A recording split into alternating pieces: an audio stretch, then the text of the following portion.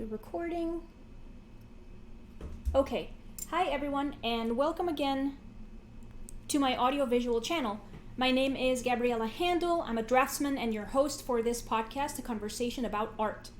With these conversations, I am doing long-term research on the meaning of art and beauty through conversations with colleagues in different artistic fields. Today I bring you episode 113 with philosopher Adam De Gree. If you enjoy this video, please like and share all the videos and subscribe because all these actions are very helpful. You can help even further by checking out the links in the description. Adam, welcome to A Conversation About Art. Again, you are episode 113. Please tell our listeners and viewers who you are and what you do. Well, thank you, Gabriela, for having me on, and very flattered that you introduced me as a philosopher. I unfortunately am not a professional philosopher. I studied philosophy. I love philosophy, but at least by profession, I'm a teacher and a freelance writer. Yeah. And whenever possible, I try to work philosophy into my teaching and into my writing. Sometimes it doesn't pay the bills, as I'm sure you can imagine. Um, but I was born in Prague, in the Czech Republic, and my mother is Czech. And she grew up in a country that doesn't exist anymore, Czechoslovakia. And for most of her life, it was the Czechoslovak Socialist Republic. So from a very early age, I knew that ideas really matter, that they have a big impact on the world, because my mother grew up in a totalitarian country. My father grew up in Southern California in the 70s and 80s. And of course, that's probably as far from totalitarianism as you can get. And so the weight of history and the impact that ideology can have on our lives was very clear to me from a young age. Even though my mom didn't really speak much about ideology, she would tell us about her experiences going to school and having the teachers tell the students that they have to report on their parents if they hear any counter-revolutionary ideas at home. Yeah. And they'd have several days a year where all the kids would have to go to the big parade and wave the red flag around and um, chants, crazy slogans about the workers, the world uniting, and down with the imperialists. Um, and so I grew up in Southern California, but always with this influence from the Czech Republic.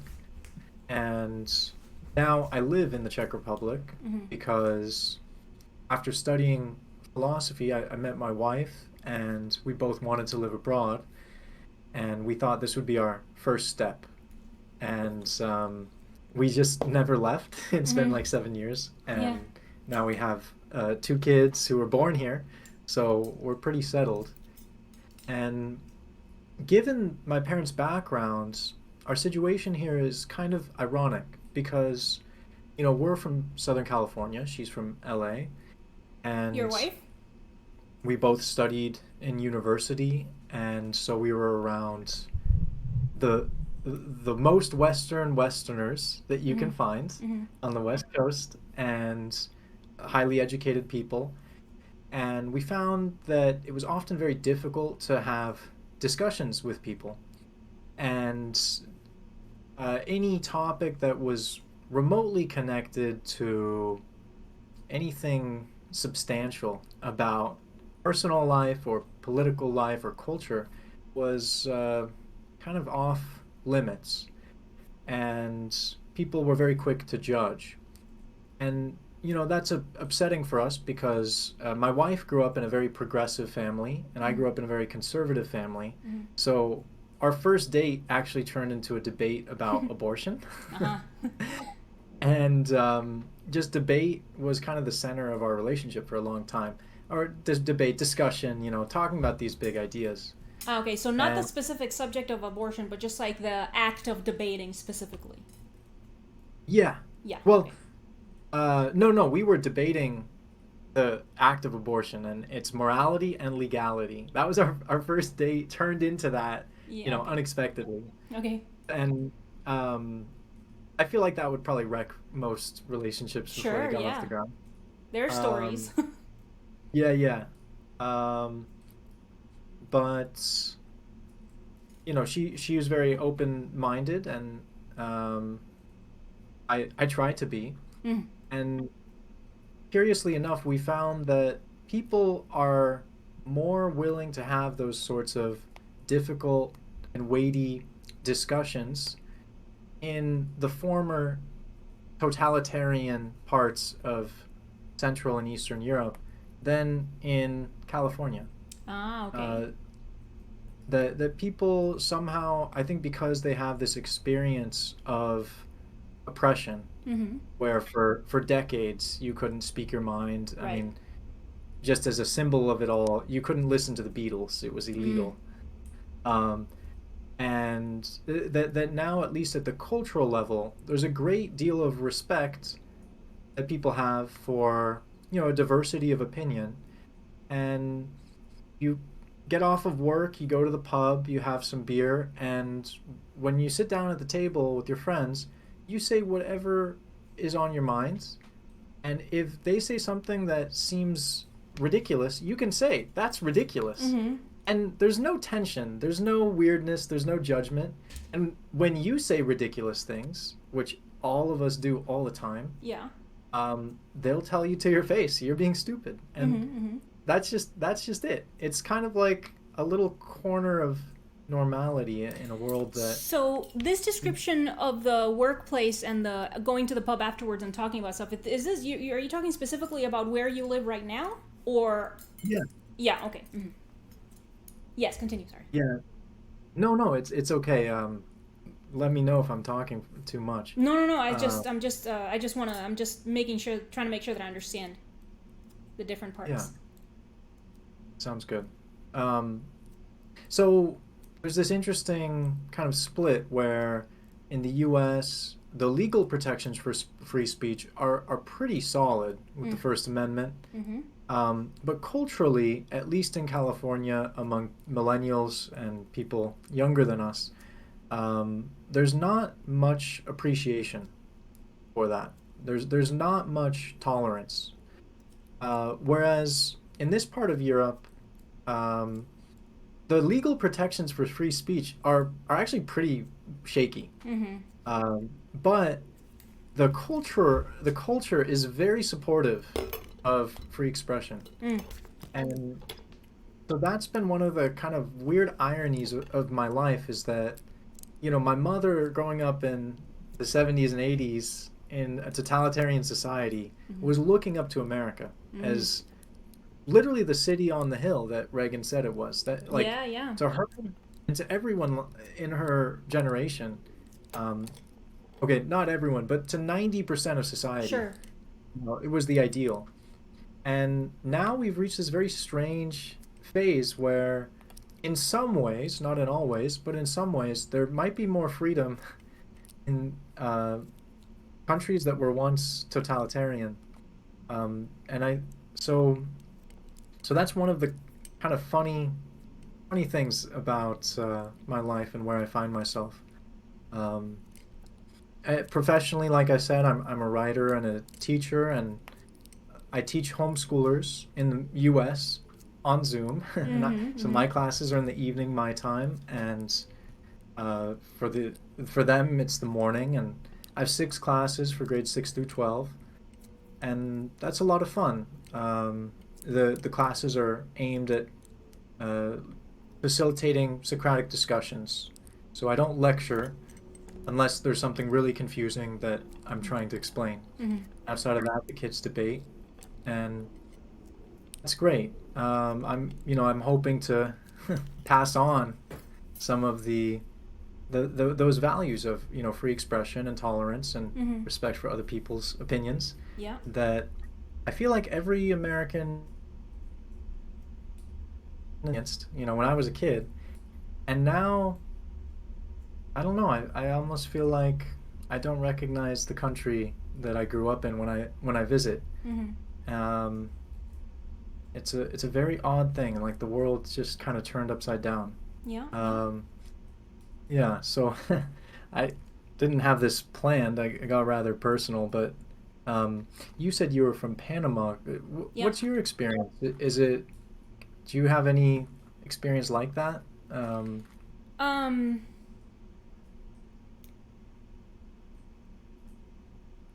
like we were similarly to what we were talking about before I started recording, I'm pretty ignorant of certain things in Panama. I don't know what the extent of speech protection is in Panama because I mean here I mean I actually haven't read the First Amendment, but as far as I'm concerned, freedom of speech is just unconditional, and that's kind of how I understand the First Amendment. I don't know if that is the case in Panama. Like I don't know if there's any kind of written law type thing that protects a person's right to say stuff, no matter what it is.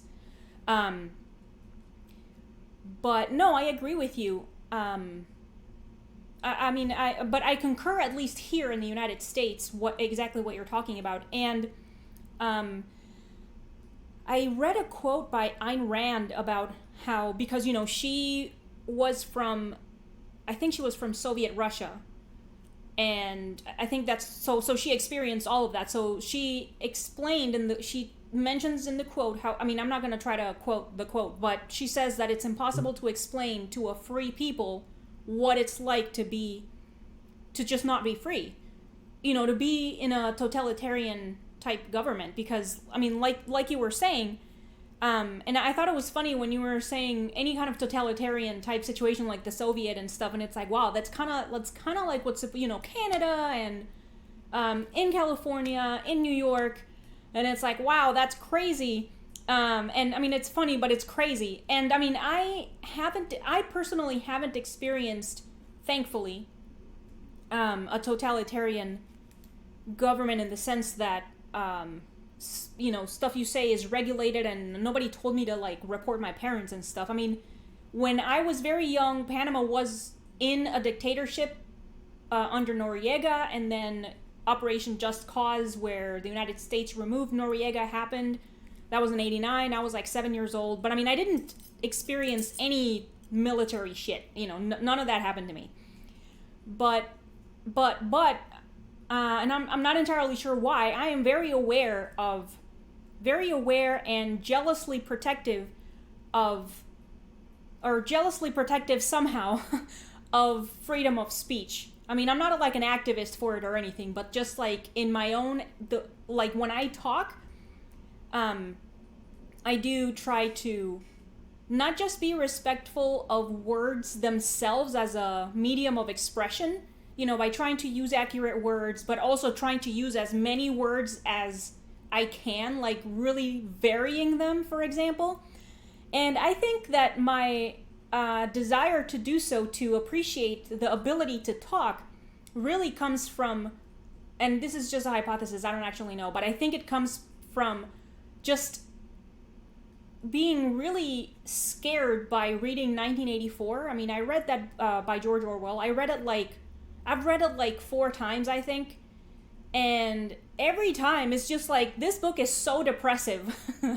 It is so depressive. Anyway, the part that makes me think about that, I mean, that has to do with what we're talking about here, is when Winston is talking about one of the people of the party, and his job has something to do specifically with words, and what he is supposed to do is that he is supposed to somehow make it so people of a specific trade only know words from that trade, so that they have no capability of verbalizing thoughts about anything else.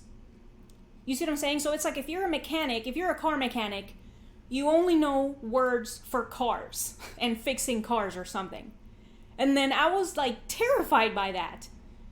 And I just thought that was terrible. So, I'm like also really aware about the buzzwords, like the trending words, like reimagining and decolonizing and deconstructing. Even the word diversity, for example. These words that are like just very much in vogue, and you don't have to try very hard to find them in a fucking news headline of the New York Times or something. And it's like I make a concerted effort to not use them, first of all. And second of all, like I will make an effort that is like a writer sort of thing where like you don't use the same word twice in one phrase, for example. Like I'll look for a synonym, something like that. I don't know. I mean, that's a little bit tangential sort of, but it's related, you know, to kind of like this whole thing about speech and just being able to talk, but also being able to express yourself accurately, and doing it well, which I mean, I think it has an overlap with visual art, which is what I do, which is drawing. And it's like, because that is also a medium of expression, then I also want that to be clear and accurate. You see what I'm saying? Does that make any sense? What do you think? Absolutely. So, I would say that for a very long time, it's been recognized that manipulating language is one of the most effective ways to manipulate people. And the reason is that our words are like a map. We use them as a map to make our way through the world. And there's this idea that's very old in all world cultures, and that is that there's a connection between the facts of life, the physical facts of the world, and the facts about human beings. You know, our virtues, our vices, our sicknesses, and the way that we decay and die. There's a connection between those facts and between the world of value, the world of right and wrong, and the world of beauty.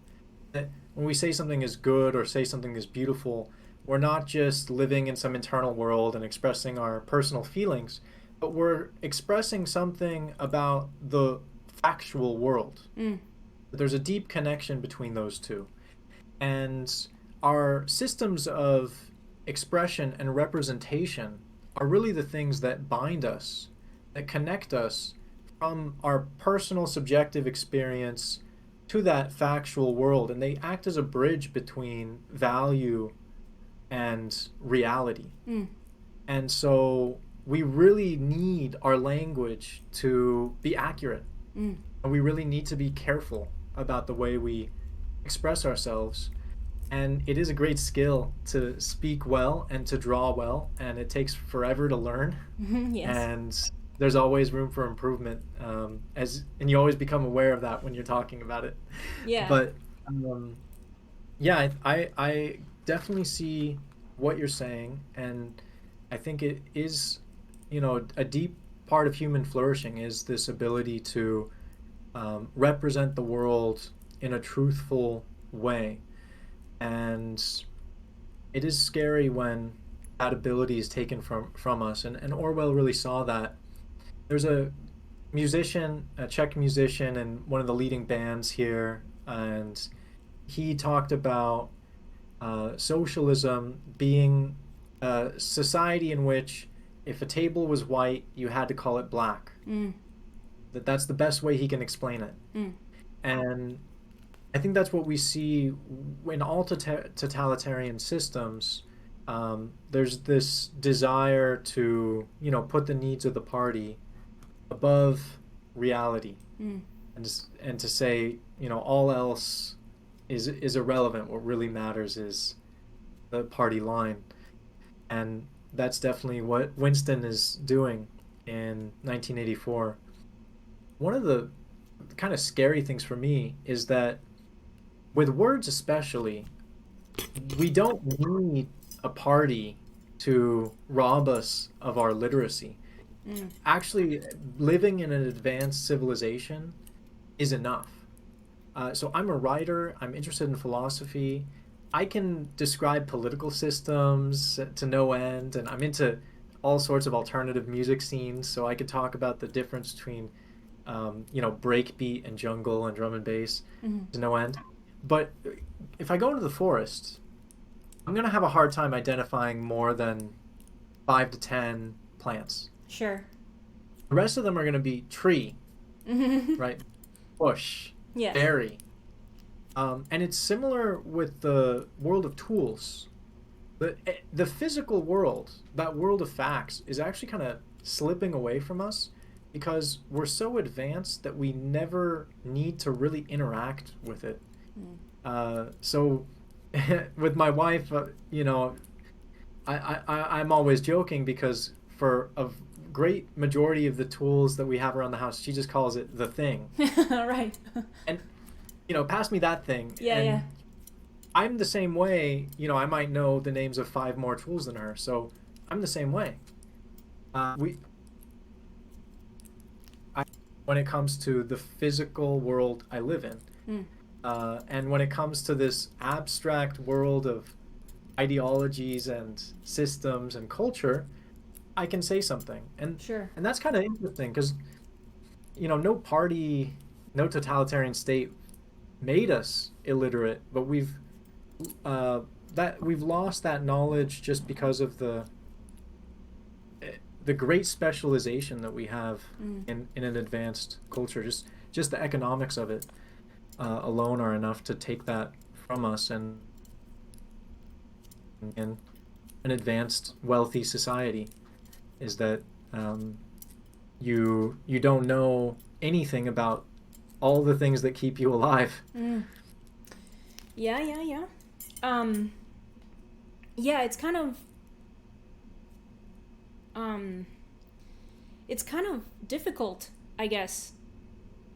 And it makes me think of that very part of the 1984 book that I was talking about, that it's like, in a way, we've limited ourselves in vocabulary by being ignorant of a section of knowledge, basically. So it's like, so for example, like you were saying, the philosophy stuff and all the teaching stuff, the history stuff, like this type of stuff that you can easily talk about, but then you don't have the information about the forest, for example.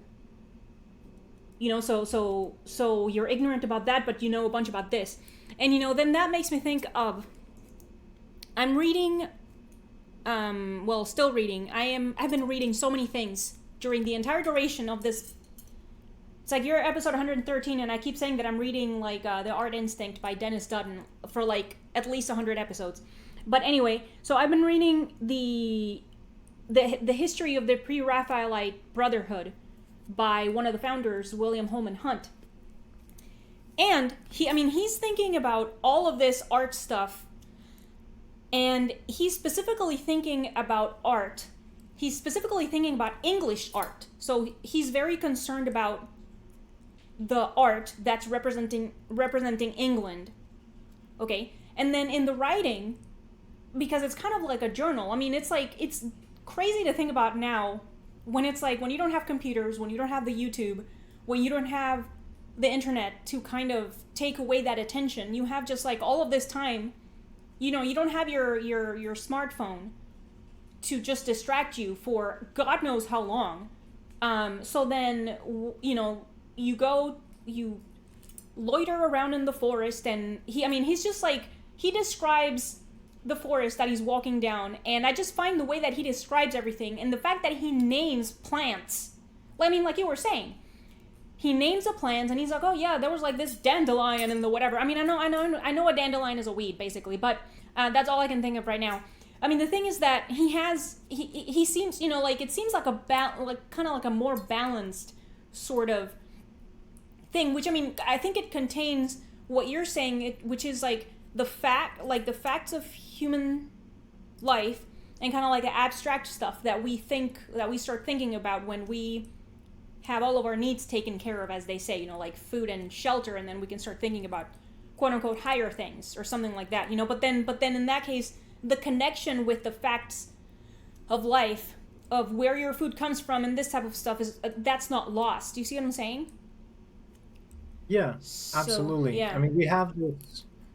I think we have this ideal of the Renaissance man, dating back to that time, of someone who can move between all of those worlds. And that ideal is probably a lot older than the Renaissance. When you Sure. look at Aristotle and his account of human flourishing, this ability to seek excellence really in all things, I think that's something that is important to do even if you don't need to do it. And maybe one of the challenges of living today is that we don't need to do much, uh, but it's still the right thing for us to do if we want to flourish. Sure. I mean, um, I don't know. I feel like in a way it's either just as difficult or maybe even more difficult to try to be better. I mean, in part because there's so much, or at least over here, there's like, oh no, you're perfect the way you are. You don't have to do anything. For example, like all of this well-being or whatever. Um, and it's like, all right, I have no reason to do anything then, or it's like if Yeah. you want to do exercise, then you're fat phobic or something, um, like this type of stuff. So there's that, and then second, there's also like the whole idea that what are called standards of beauty, quote unquote, are kind of to be just rebelled against. Therefore, the impression that I have at least is that people will like deliberately try to look just as unkempt as possible. Or they use that as a reason to not take care of themselves. Something like that. You know?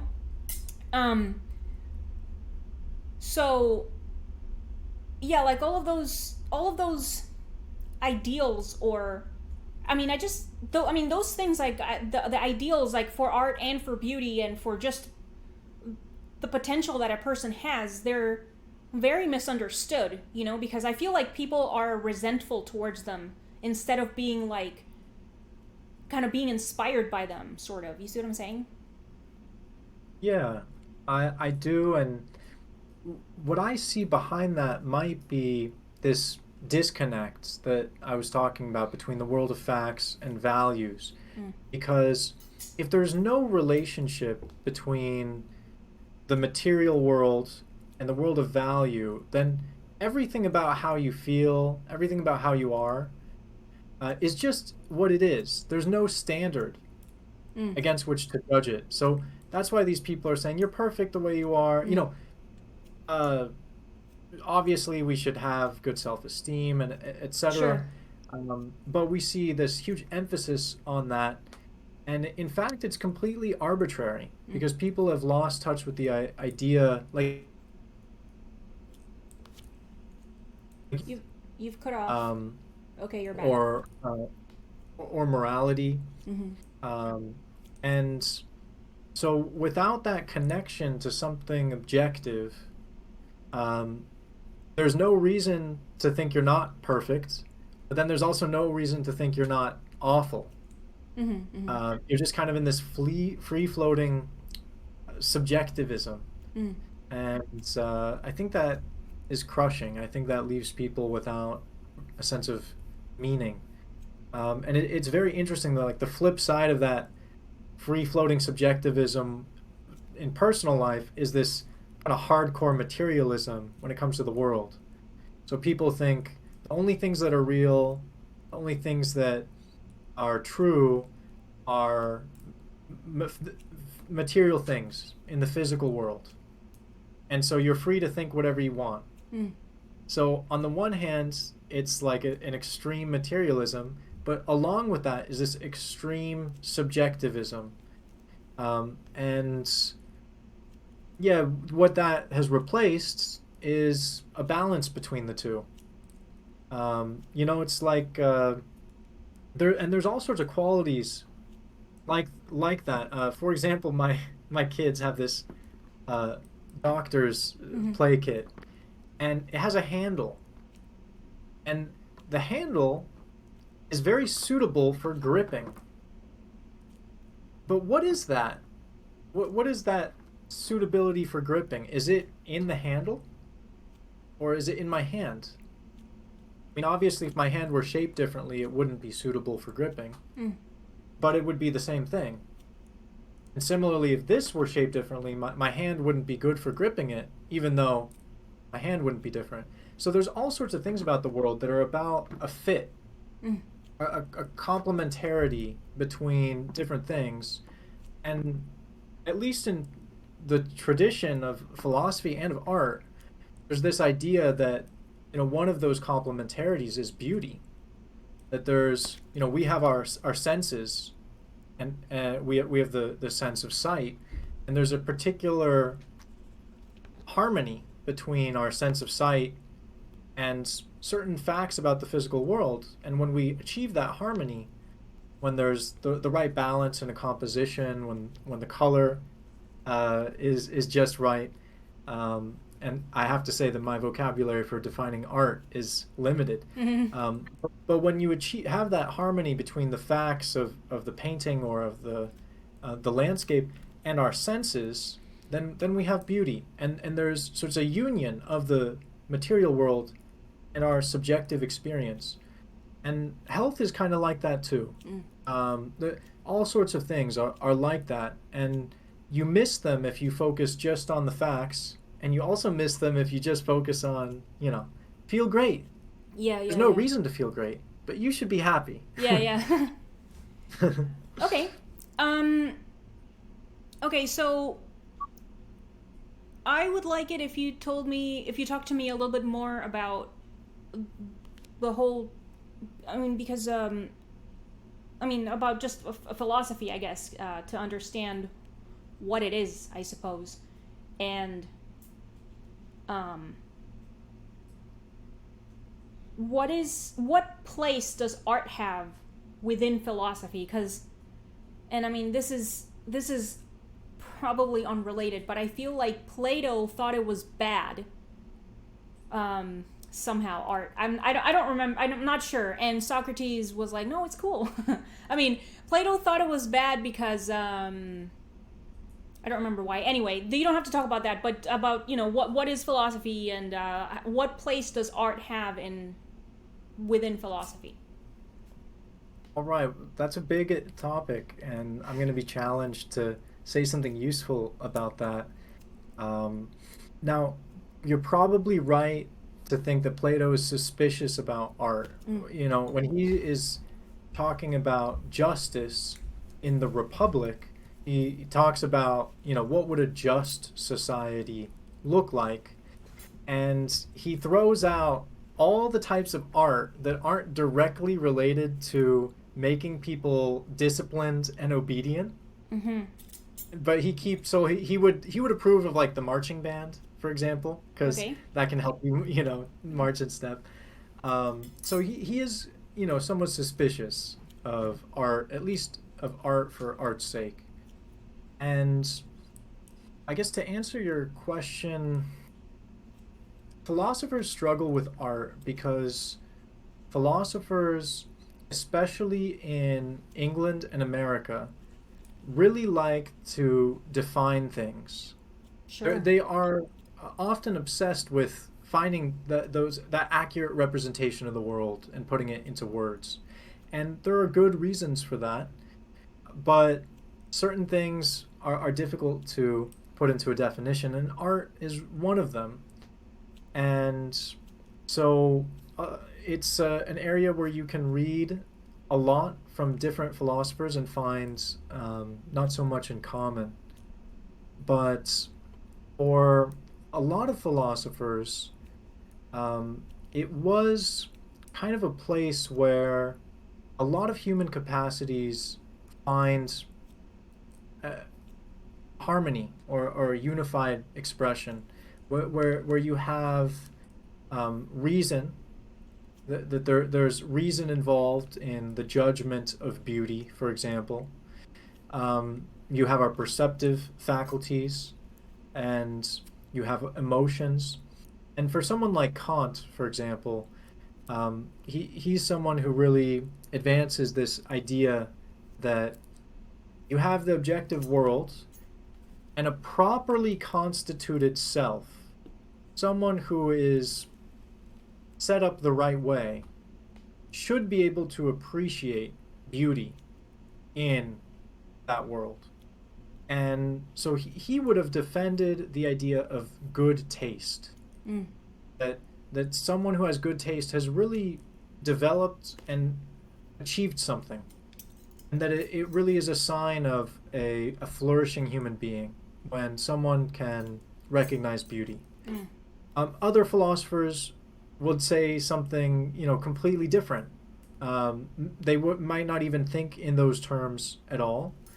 A lot of more recent philosophy would perhaps say art is, a Western cultural practice, Mm-hmm. and it's kind of a game of sorts that people in certain cultures play.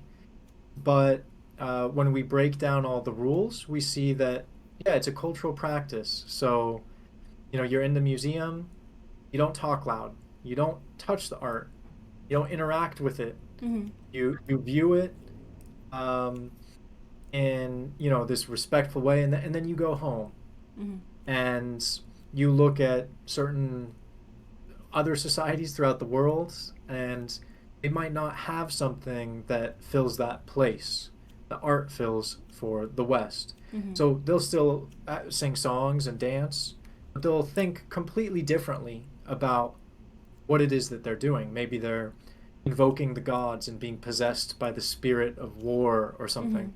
And you would ask them about, what symbol does this represent, or how did you choose the colors of, Mm-hmm. the mat? And they would respond in a completely different vocabulary. So that would be, I think, a more modern swing, kind of an anthropological approach. Mm-hmm. And I think no matter, yeah, no, every period you look to, you're going to get a different way of thinking about art. I myself, I'm drawn to Kant's understanding of art. I think, it, even though he's very difficult to read, I like his approach. Mm-hmm. You know, in that Dennis Dutton book that I have been reading for a very long time, it's called The Art Instinct. I can send you the name of the book and the name of Dennis Dutton, like over Instagram. But Right. he talks about that very thing, about how it's um it's just very common, and I mean, it's really not new. It's really not new that there are people who argue that non quote unquote non-Western cultures don't have art, the concept of art, in the same way that the West does. And I am very grateful that in the book he argues about how fucking retarded that is. Because, for example, like the people, there's like, and of course it's women that are arguing about how, yeah, it's not art to them, that because that is a Western concept or whatever. When those people themselves are describing what the ritual, or not even the ritual, but like whatever it is that they're making, like somebody might think of it as a craft or whatever, but it doesn't matter. Whatever it is that those quote unquote non-Western people are making, the way that the person describes it is, you could be describing any work of art. And it's like, can you hear what you're saying? You're describing any work of art from anybody that considers what they're making in kind of like the Western quote unquote view of what art, what we think of art. And I don't know, that kind of stuck with me, I guess. And I guess Plato has something about, and again, I mean, I haven't read really that much, because I find it pretty intimidating, just even trying to read about philosophy and stuff. But I'm slowly doing it. The thing is that Plato had, I mean, I think the word that, I mean, you calling it suspicious of art is good, because there's something about how, I remember having read something about how he thought it could like tempt people into doing bad things or something. And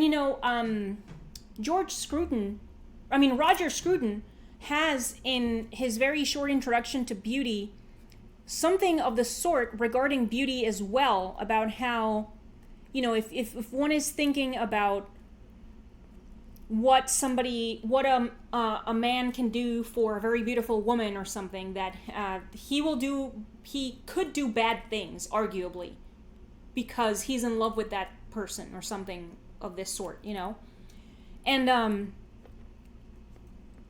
And I guess there's also something about how, because beauty is an ideal, that perhaps if it inspired, it not inspired, but if it compelled the person to do something negative, then maybe that by which the person was compelled wasn't beauty, it was something else. Because, you know? Yeah, well, this is a great point because it brings up a very classical way of thinking about beauty. And this classical tradition is both philosophical and theological. And it has to do with the relationship between truth, beauty, and goodness. So you have the facts of the world.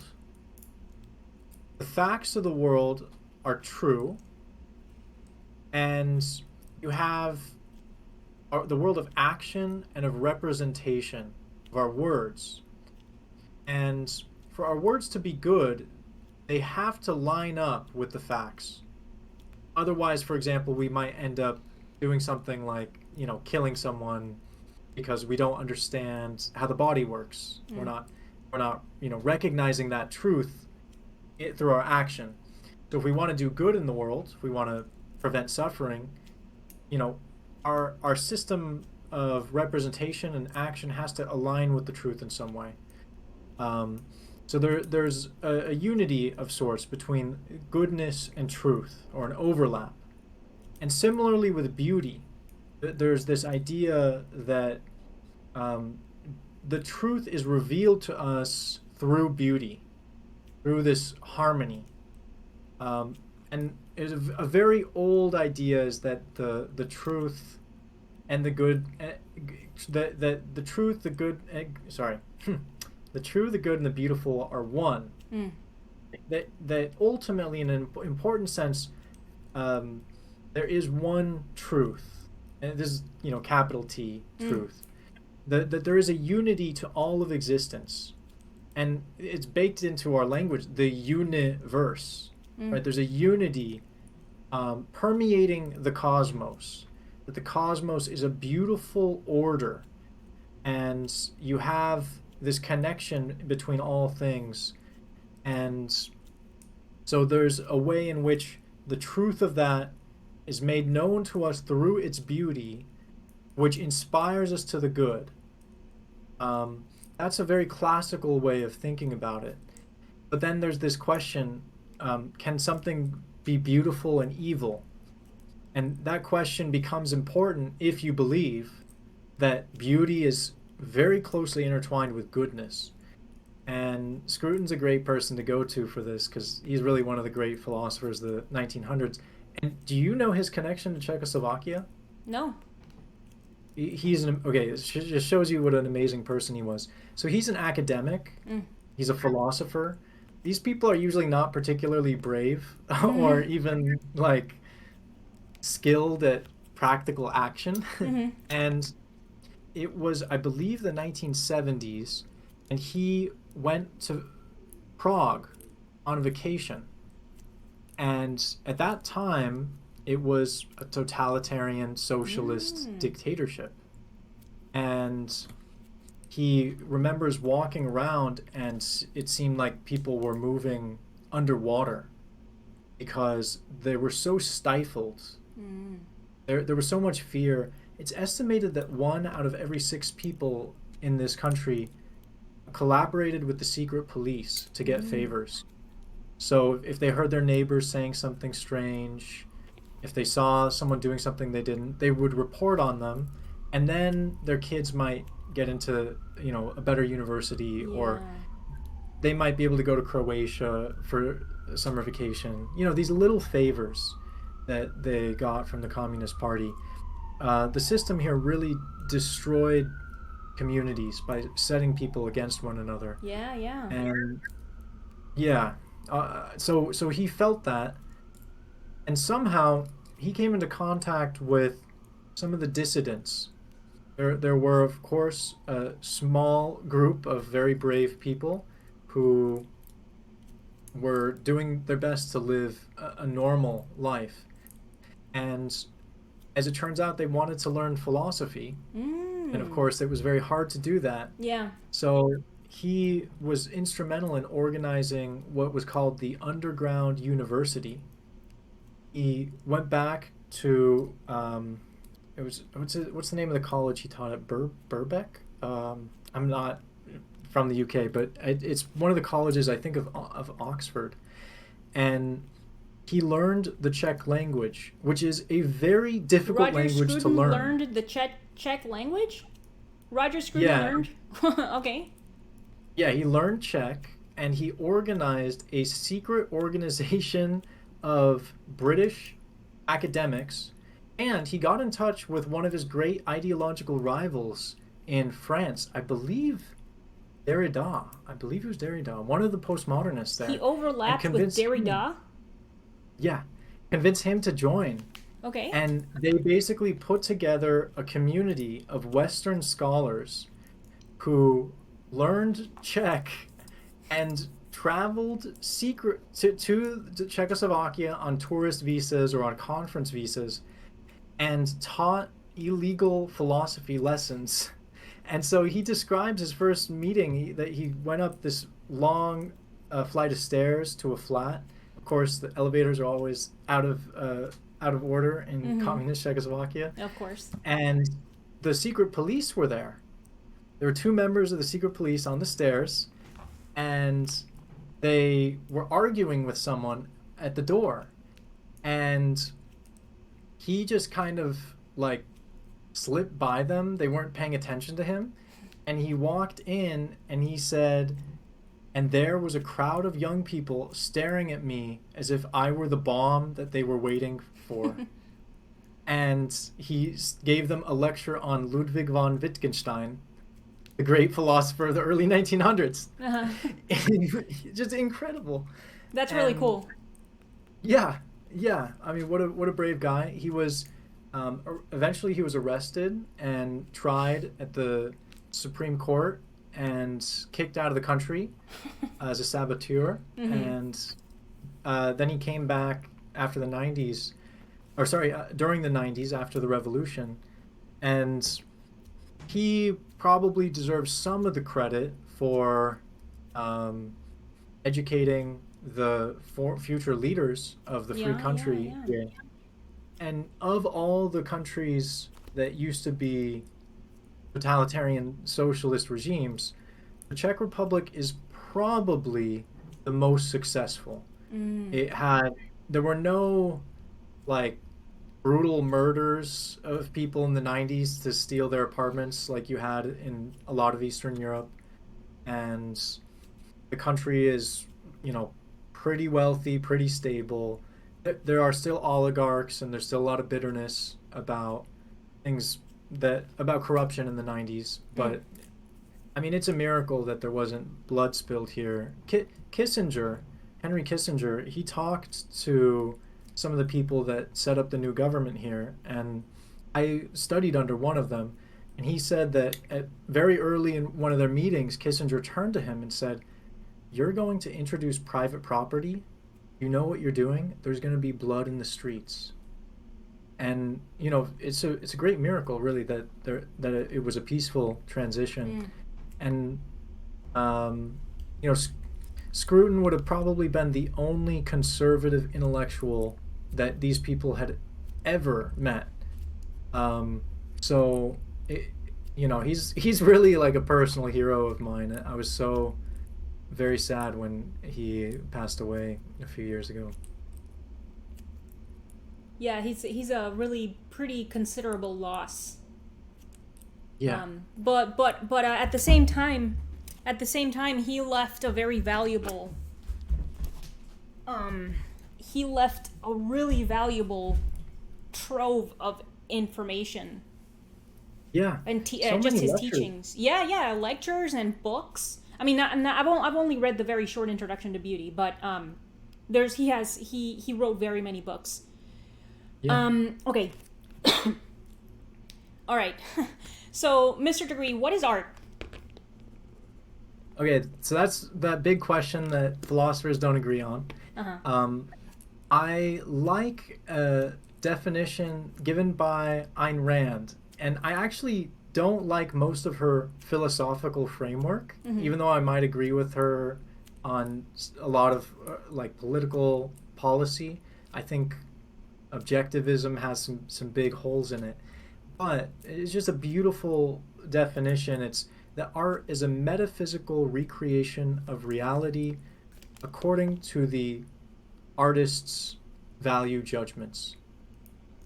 Um, so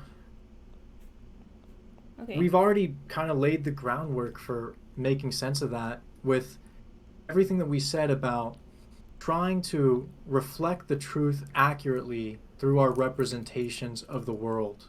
And this is really a great responsibility Mm. on every speaker, but also every artist. And it sounds kind of silly, but all of these practices probably had their beginnings in ritual and magic and faith, painting as well as speaking. And you've probably heard to cast a spell, Mm. spelling. Mm-hmm.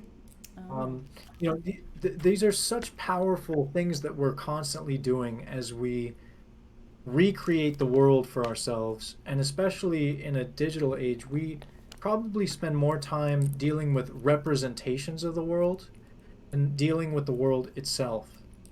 And so the artist, as someone who is focused on representing the world, is recreating it according to the way they see it. And so there's a metaphysical aspect to that, meaning what is real? And art is capturing that. And I think that's one of the most important things we can do is to try to capture what is real in a truthful way. Um, what does metaphysical mean? So metaphysics is a branch of philosophy dealing with reality. What is, so the question, what is real, would be a metaphysical question. Um, Uh-huh. yeah. Okay. Um, okay. Um,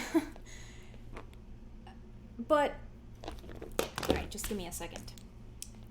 Let me see here. Because, I mean, when we're talking about metaphysical, I understand what physical means. It's like matter. You can touch it and it's like, it applies pressure, it has weight, volume, you can see it. Anyway, you can generally see it. But then the Yeah. word meta, what does that mean? What does the word meta mean? You can think of it as being similar to the relationship between actually no, sorry, I was going to make an analogy, but it won't work. It will actually confuse things. So I'll start over. So meta kind of refers to the background, let's say, of the physical, or the thing that unites all physical things, we might say. So there's an analogy that might help. We know I drop this, it falls. I drop this, it falls. There's a law of gravity.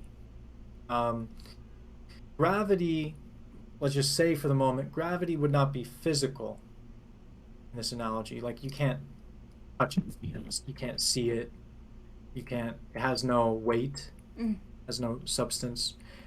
So that would be maybe one example of like a metaphysical, the relationship of the metaphysical to the physical would be kind of like that. That it applies throughout the physical world. So that's just an analogy because since the time of Einstein, we know that gravity is actually part of the physical world in a real important way. Yes. And in some ways, okay.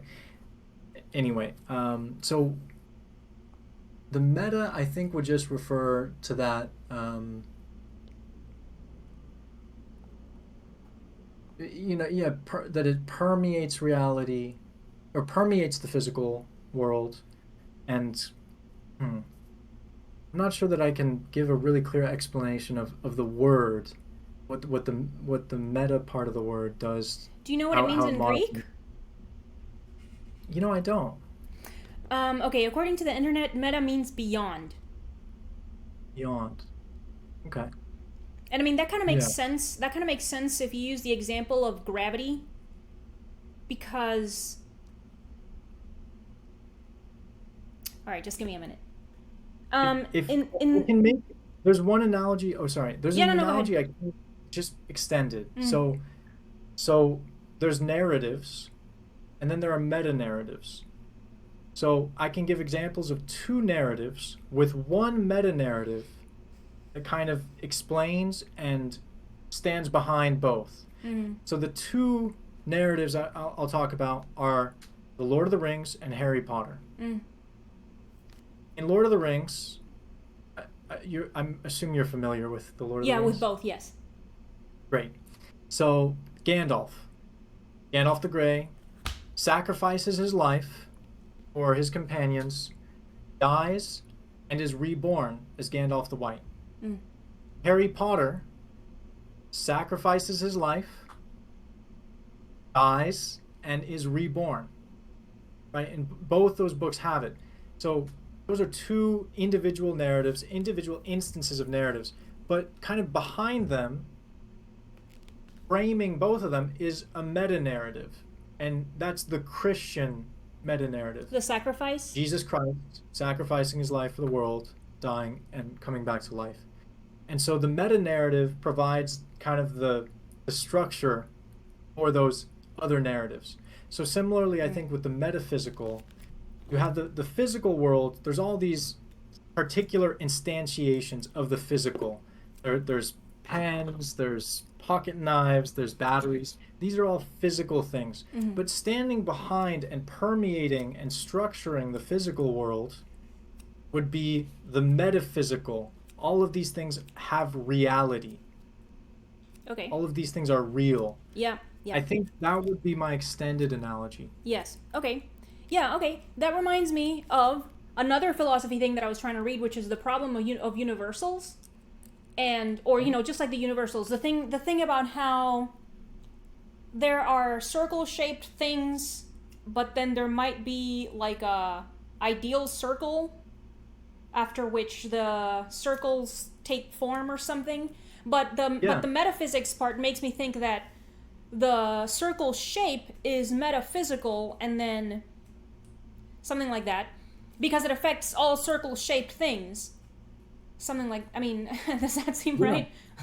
That is exactly Plato's theory of forms. That's what Plato believes about the world, and he would say the truly real, like the most real thing, is the form, which we might never even see on Earth. But we have kind of the shadows of the real, Mm-hmm. and those are all the imperfect circles that we encounter. Yes. And that idea is powerful for us because it influenced Christianity, or it was synthesized with Christianity, and so it really has survived in many ways. But yeah, that's Plato. That's it makes perfect sense. Okay. All right. So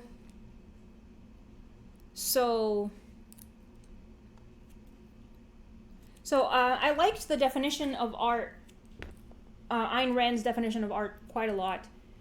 And I also like that you said that it comes that it comes with a responsibility of depicting things of value. Just like when one talks, one should. I mean, I'm not sure if I would call it a responsibility necessarily, because like one has in either case actually. So then tell me what you think about this. One has the freedom, of course, to say really stupid things, or think about things and speak accurately and I mean, kind of. I mean, I guess saying stupid things isn't exactly what I meant, but maybe like if a person is just kind of parroting something that they read in a news headline or something about the current trending topic versus,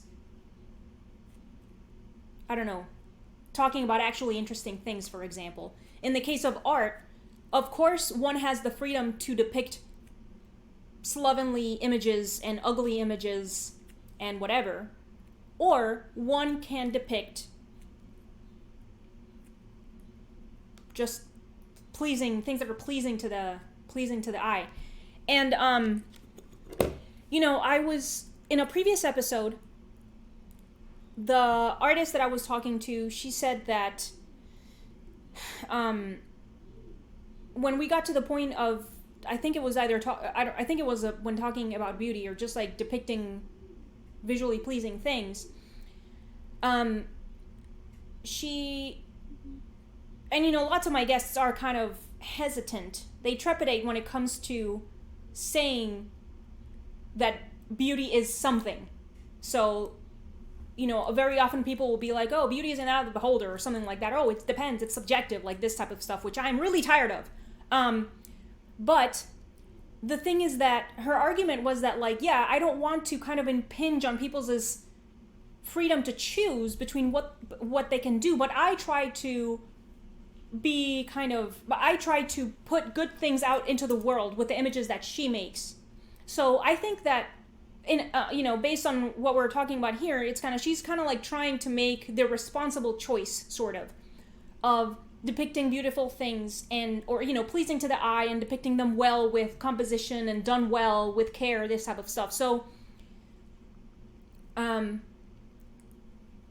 talking for a lot of time, but so there's this question of whether having the freedom to choose to depict something terrible or something pleasing to the eye that's well done and beautiful,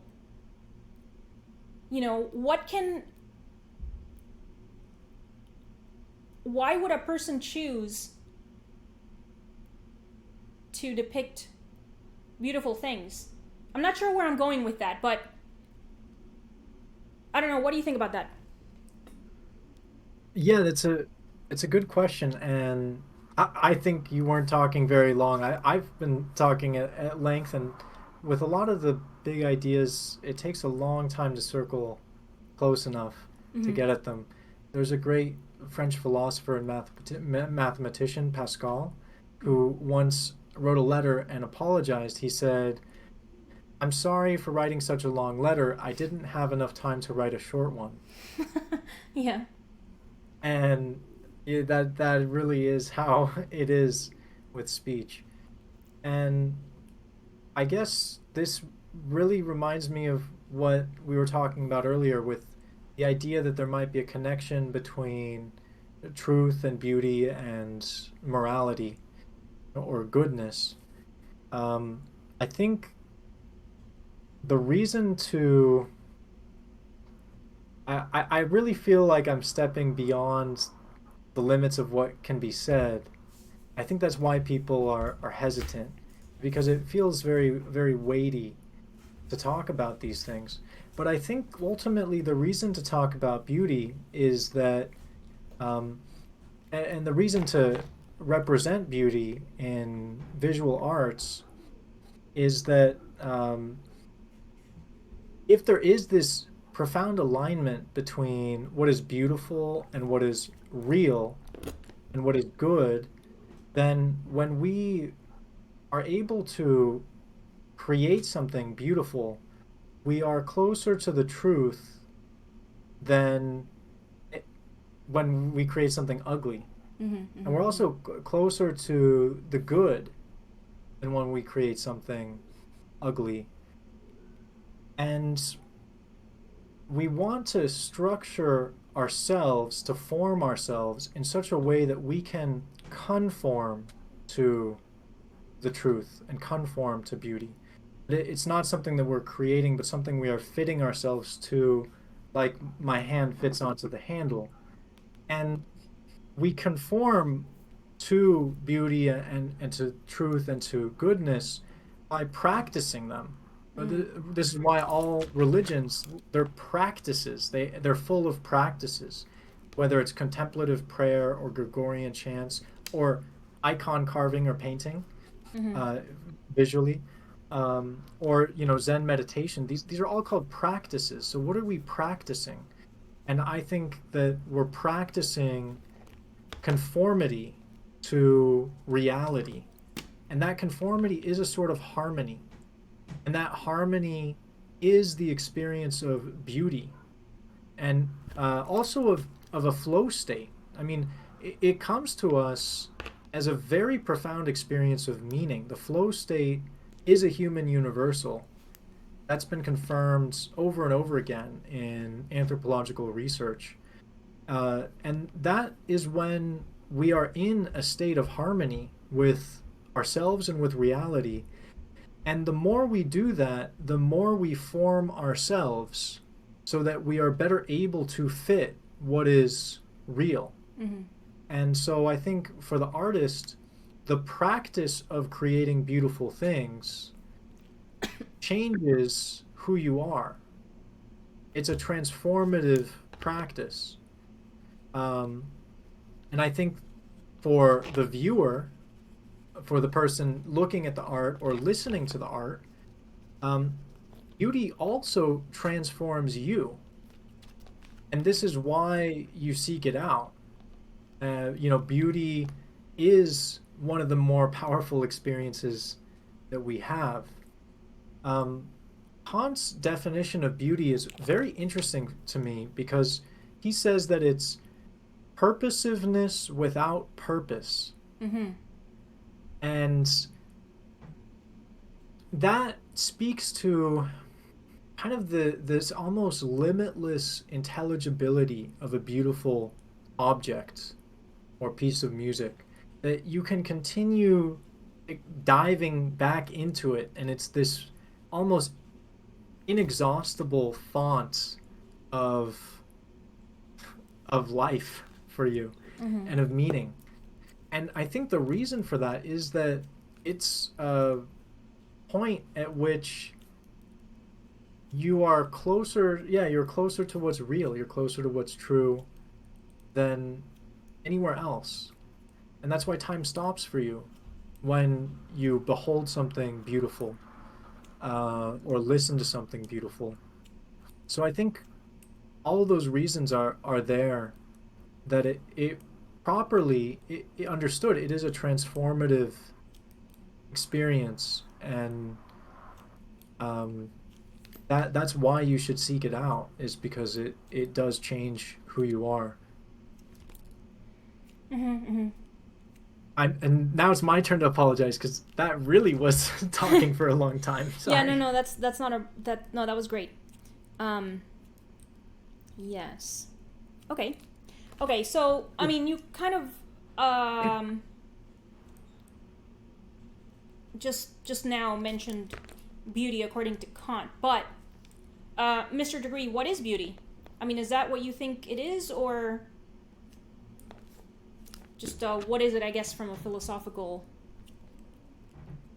So, philosophers are split on it, and I think it's one of those things that is beyond language, but something we can point to. And I like the way Kant points to it. That beauty is purposiveness without purpose. When we see, at least in the natural world, when we see the incredible organization in a leaf or a flower or the ocean, there is something so incredibly orderly, so ordered about that. And oftentimes it comes to us in patterns that are just endlessly intricate in the natural world. But don't you think... Yeah. Don't you think that saying it doesn't have a purpose kind of belittles it a little bit? Because for example, I mean, I agree with you with what you were saying about the nature thing, because, I mean, that's one of the things that Dennis Dutton says, or he kind of argues in his book, that this appearance of something beautiful is equated to health and fitness for reproduction.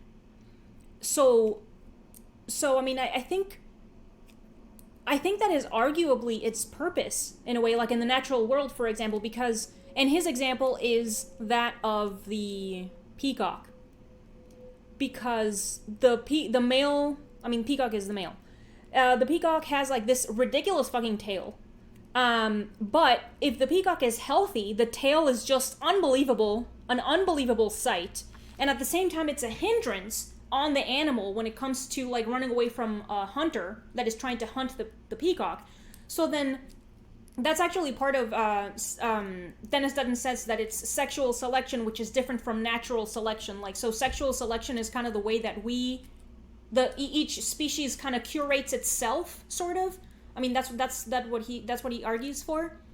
I mean, I don't know if that idea is his. The thing is that in the case of the peacock, the animal takes advantage of the tool that the tail is to prove that he is so healthy and fit that he can handle the encumbrance of this amazing tail that he carries around. So then the peahen will probably choose the peacock with just that can kind of display the most beautiful tail and the best physical ability to deal with that tail under duress, you know? So I mean, in that case, it has an obvious purpose.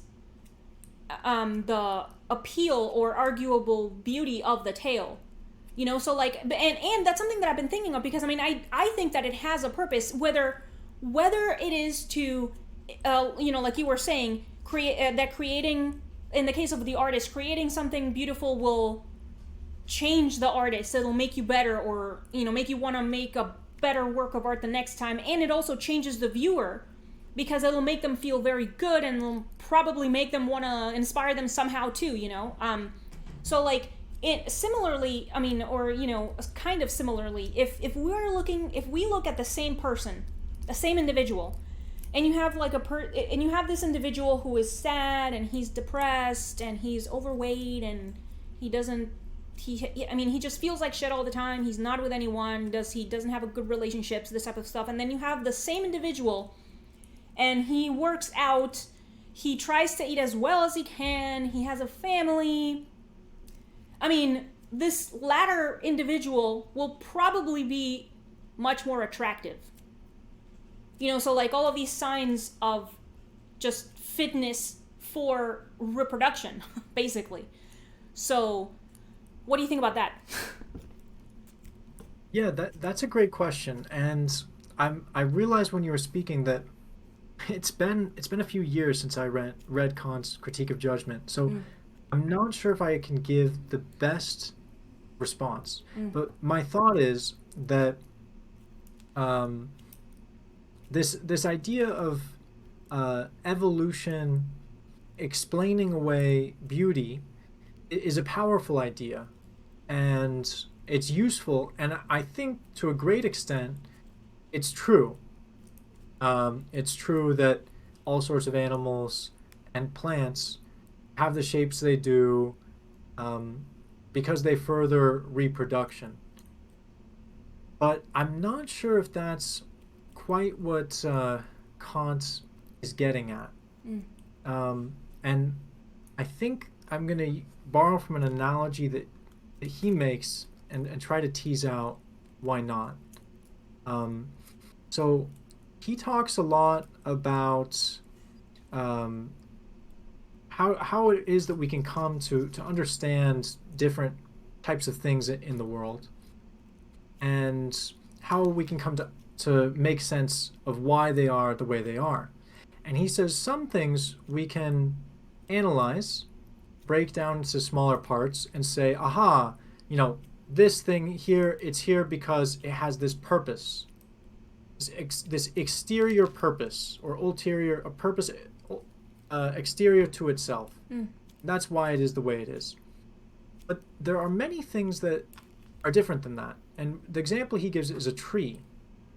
You say, why does the tree have the leaf? And the leaf, the reason why the leaf is on the tree, why the tree creates the leaf, is the tree. Mm-hmm.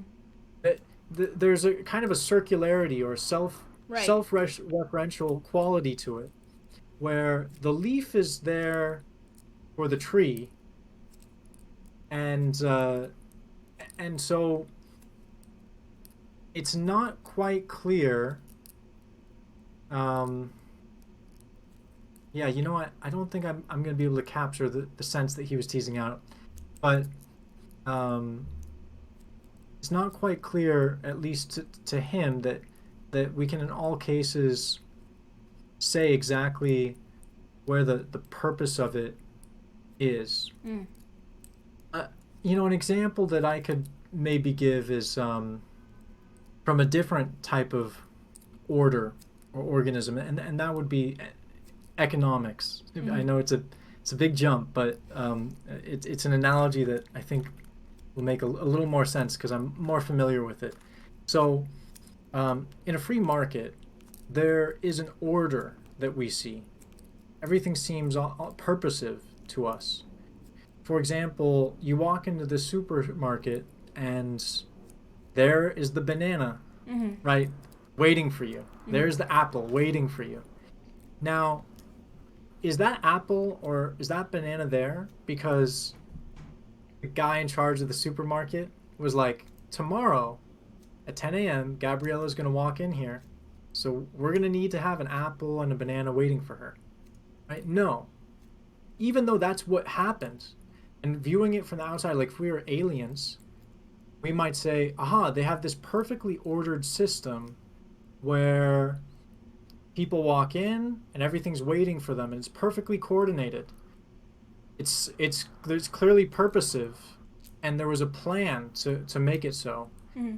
Um, but that's not how that order comes about, right? The person who grew the banana doesn't know who you are, Sure. doesn't know where you live. They're just responding to the little signals they have right in front of them.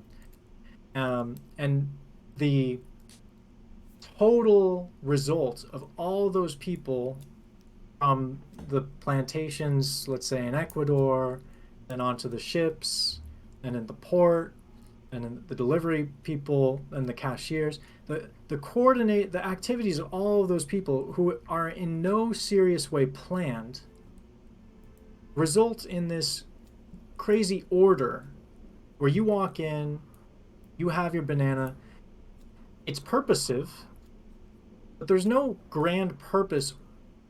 No one orchestrated it all for you. Mm. And I think that's kind of the way that Kant is thinking about something like a tree and a lot of complex systems in general, that there might be an order that we see, but yeah, they're not the result of a particular plan. Um, there's something spontaneous about them. Mm-hmm. So yeah, like I said, I feel that I forgot a few important links in the chain of the argument, but hopefully that gave you something. Okay. Well, I mean, it really makes me think about nature itself and like evolution or something. Or maybe kind of like the relationship between form and function, for example. Um, or, you know what else? Maybe even like conspiracy theories. Because, um, all right, the easiest one is the conspiracy theories. Because, of course, people are like, yeah, no, they totally, the medical system, it's rigged. They're trying to make you sick, and the pharmaceutical, this type of stuff, right? They're trying to make you sick so that because if you're healthy, they're gonna lose money. Like that's kind of. But as much as I kind of am pretty amused by the idea of conspiracies, I don't think I feel like seldom they actually are planned that way. Kind of like like what I'm reminded of with what you're saying.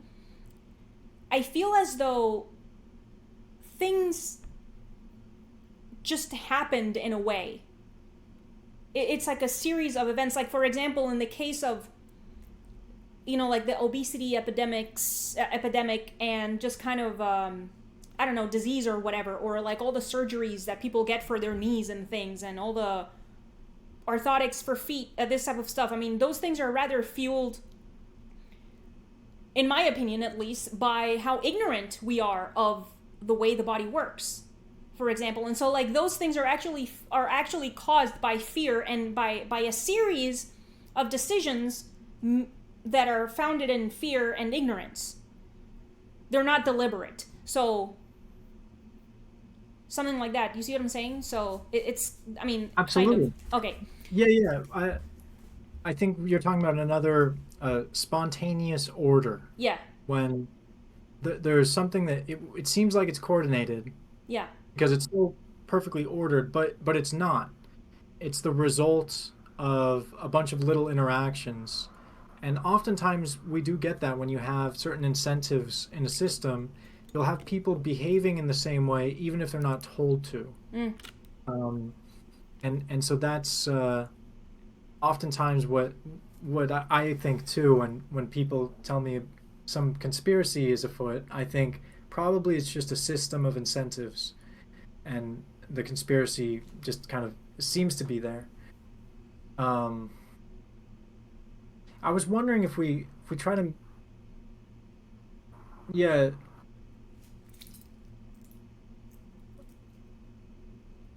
I guess with Kant, I was wondering making the analogy from what he says about the tree. Why is the leaf there? Maybe to a painting or a drawing.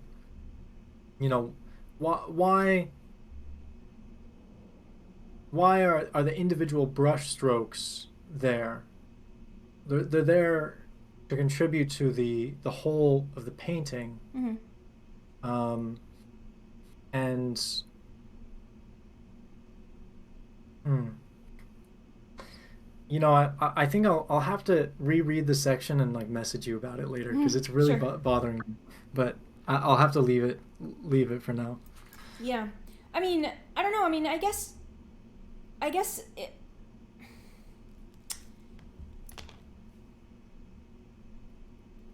I'm not sure, or I don't know. I think it's that I don't like the idea of beauty having no purpose. Just like I don't Hmm. like the idea of art not having a purpose, which is probably why I like Dennis Dutton's argument so much, because he argues, and I mean, I'm not done with the book. Again, I've been reading it for like 100 episodes now. So like more than a year. But his argument has something to do with that it is linked with our own perpetuation as a species somehow. Like it's somehow part of that sexual selection, like what we do when we are trying to make ourselves fit for, in order for a mate to choose us, something like that.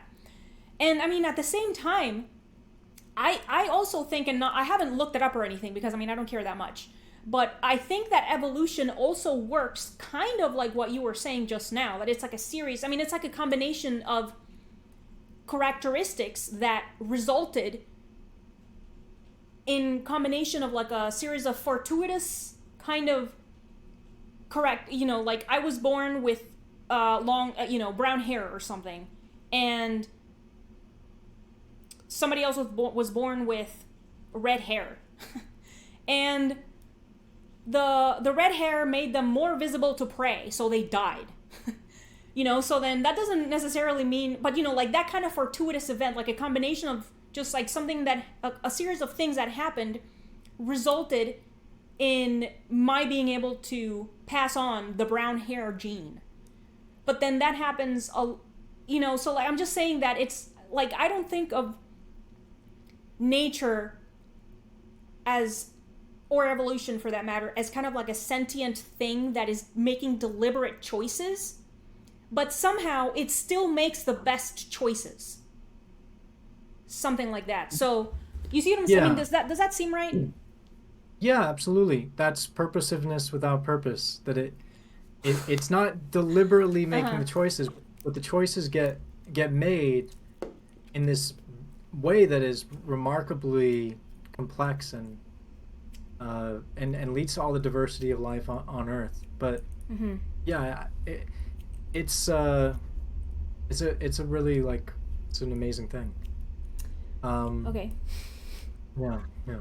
Okay. Well, all right. So we have long broken the hour-long mark, Mr. That's De Gree. right. So It's almost 11 p.m. where I am. Oh man. yeah. Is it- So I'm gonna start to close it out. So, what are you up to these days? You should talk about the online homeschooling school that you have. I mean, if you want, whatever you Sure. want to promote, or where can people look up about the school and read about it and sign up or whatever you want. Thanks.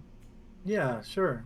So I teach with a family business called Classical Historian. My parents founded it. I was the guinea pig, and um, we have kind of as the name would suggest, is we practice classical education, and so we're focused on discussion and debate. And I teach 6 classes: history and literature and government and economics. And outside of that, I have a Substack that I haven't posted to for a while. It's called Liberation and Liberty. So my writing can be found there. And yeah, that's how you can get in touch with me. Okay. All right. Well, thank you very much, Adam, for talking with me today. Um, Thank you, Thank you. everyone, for listening. It's been really fun. This was like way wilder than I thought. I had no idea I'd be talking about half the topics. That was really great. Yeah, that was. I mean, I definitely felt a little bit out of my depth because, like I said, I mean, I'm intimidated by the subject of philosophy, although I'm very interested. But then it's like, anyway, yeah, no, I really appreciate your interest and your willingness to talk and just like answer my all of my questions. So yeah, thank you, Adam, for talking with me today. Thank you, everyone, for listening. If you want to support Adam and my podcast, you can do so through the links in the video description. They're all going to be, all the pertinent ones will be in the video description. So thank you, everyone, and see you next time. Bye.